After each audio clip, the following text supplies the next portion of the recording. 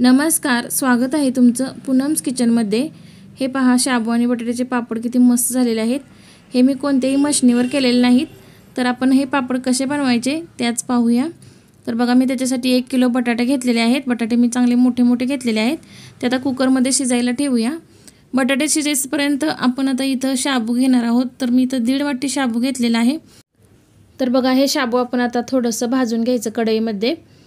तर हे शाबू आपण 300 ग्रॅम घेतलेले आहेत वजनी प्रमाणामध्ये। तर आता हे चांगले भाजून झालेले आहेत। थोडंसं गार व्हायला आपण एका ताटामध्ये ठेवूया। आता बघा, हे थोडेसे गार झालेले आहेत। मी एका मिक्सरच्या भांड्यामध्ये हे आता बारीक करून घेतलेले आहेत। पहा, अशा पद्धतीने हे पीठ करून घ्यायचं शाबूचं आपण। तर आपण शाबूचे पीठ करेपर्यंत इथं आपल्या कुकरमध्ये बटाटे चांगले शिजून झालेले आहेत।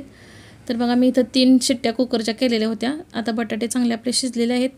मी बटाट्याची सालसुद्धा काढून घेतलेली आहे। आता हे बटाटे तुम्ही एका किसणीने किंवा पुरणाच्या जाळीवर सुद्धा तुम्ही असं किसू शकता।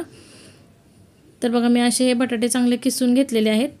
असे बटाटे किसून घेतले म्हणजे कुठे खाली असं बटाट्यामध्ये अख्खा बटाटा राहत नाही। चांगले मस्त असे पूर्णागत बटाटे आपले किसून घ्यायचे, म्हणजे पापडामध्ये कुठेही मध्ये एखादा मोठा असा बटाटा येत नाही।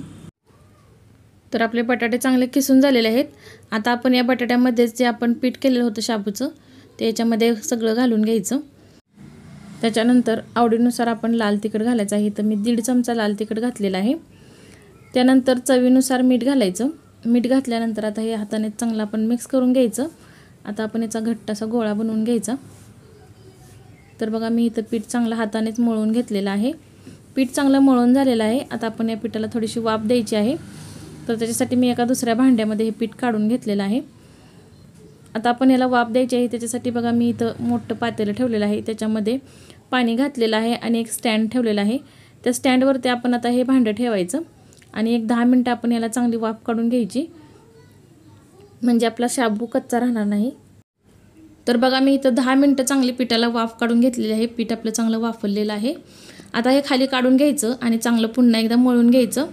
तर मी एका दुसऱ्या पाटीमध्ये हे पीठ काढून घेतलं आणि चांगलं मळून घेतलेलं आहे। बघा, थोडंसं पीठ गरम असल्यामुळे आपण एखाद्या उलटण्यानेच हे पीठ मळून घ्यायचं असं।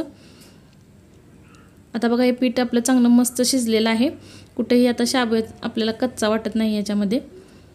तर आता आपण याचे पापड करून घेऊया। पापड करण्यासाठी बघा, मी इथं कॉटवरती एक कागद अंथरलेला आहे। आता आपण याच्यातीलच एक गोळा घ्यायचा। हाताला थोडंसं तेल लावायचं। तेल सारखं पण लावायचं नाही, नाहीतर पापडाचा वास येतो नंतर। पहिल्यांदाच फक्त तेल लावायचं।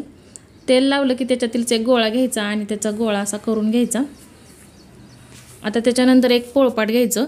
पोळपाटावर कागद ठेवायचा प्लॅस्टिकचा, त्याला पण थोडंसंच तेल लावायचं। कागदाला थोडंसं तेल लावलं की त्याच्यावरती आपण केलेला गोळा ठेवायचा आणि त्याच्यावरती दुसरा प्लॅस्टिकचा कागद ठेवायचा आणि तांब्याने थोडंसं असं दाबून आपण हे प्रेस करून असा गोल पापड करून घ्यायचा। तुम्ही तांब्याऐवजी ग्लास किंवा एखादी प्लेट घेतली तरी सुद्धा चालेल। तर बघा, मी अशा पद्धतीने हे तांब्याने केलेलं आहे पापड। आता बघा, किती पापड छान आणि मस्त गोल गोल झालेला आहे। आता हा पापड जो आपण पापड टाकण्यासाठी कागद अंथरलेला आहे त्याच्यावरती हळूच असा काढायचा आणि वरून कागदसुद्धा असा काढून घ्यायचा। तर बघा, अशाच पद्धतीने मी सर्वच पिठाचे पापड करून घेतलेले आहेत। जर तुमच्याकडे मशीन असली तर तुम्ही मशीनवरती सुद्धा हे पापड करू शकता। तर बघा, मी इथं बिना मशीनचे छान असे गोल गोल पापड करून घेतलेले आहेत। आता बघा, हे पापड एकच दिवस उन्हात वाळवायला लागतात, कारण पापड पातळ असल्यामुळे लगेच वाळतात। तर मी 1 दिवस चांगले उन्हामध्ये वाळवून घेतलेले आहेत। तर बघा, किती छान आणि मस्त पापड झालेले आहेत। तर बघा, माझ्या इथं 60 ते 65 पापड झालेले आहेत। आता मी हे तुम्हाला तळून सुद्धा दाखवते। तर त्याच्यासाठी बघा, मी कढईमध्ये थोडंसं तेल घातलेलं आहे। आता हे पापड बघा, मी इथं तळण्यासाठी घातलेलं आहे। तर बघा, तेलामध्ये टाकल्यानंतर पापड कसा दुप्पट तिप्पट फुललेला आहे। तर आहेत का नाही करायला सोपे एकदम पापड हे। तर तुम्ही सुद्धा नक्की हे पापड करून बघा आणि रेसिपी कशी वाटली मला कमेंट करून सांगा। व्हिडिओ आवडल्यास व्हिडिओला लाईक करा, शेअर करा, चॅनलला सबस्क्राईब करायला विसरू नका। सोबत बेल आयकॉनसुद्धा प्रेस करायला विसरू नका। भेटूया पुढच्या व्हिडिओमध्ये। तोपर्यंत मस्त खा आणि स्वस्त रहा। धन्यवाद।